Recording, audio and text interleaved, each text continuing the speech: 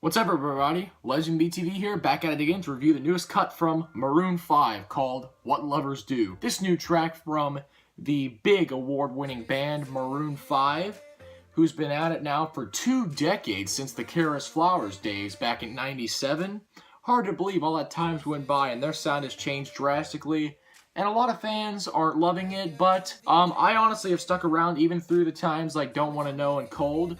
Songs that I actually managed to like for some reason.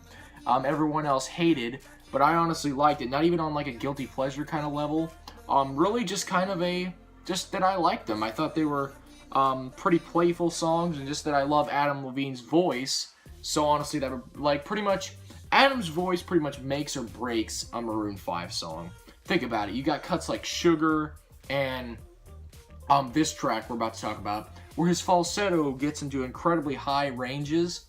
So if you're not a fan of Adam Levine's falsetto, you will easily find these songs very agitating and annoying.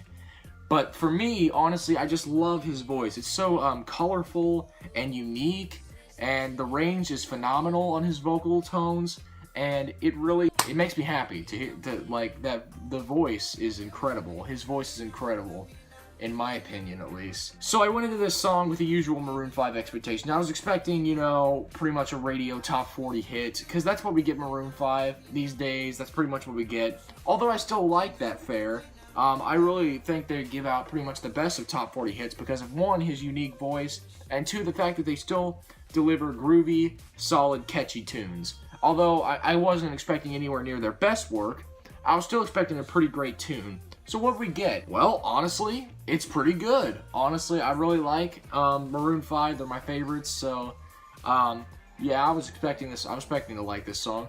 Honestly, I really do. It's very funky, very groovy, danceable. A pretty fun track. Pretty much, it's a lot catchier than the fare you're getting on the radio right now. So that's awesome. It's pretty catchy.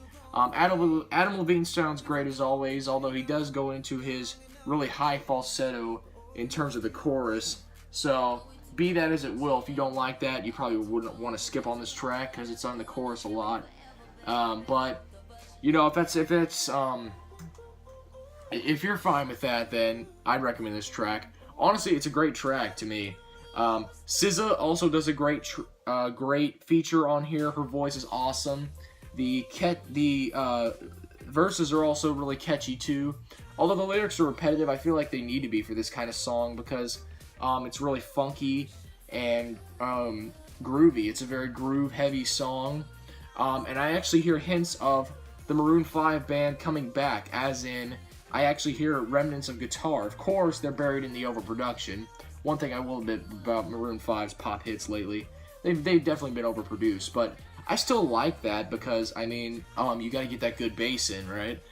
There's a lot of good bass here, and I really just kind of like the track overall in terms of the production too. I like the guitars. They're pretty light. I mean, it's not like it's a very guitar-heavy track like something like Can't Stop or something like The Sun or something. But overall, it's still a solid track that I feel like would probably do well on the radio, thanks to, I mean, of course, the star power of Maroon 5, plus how much everyone is loving the newcomer SZA. So yeah, congrats Maroon 5, your song's pretty good.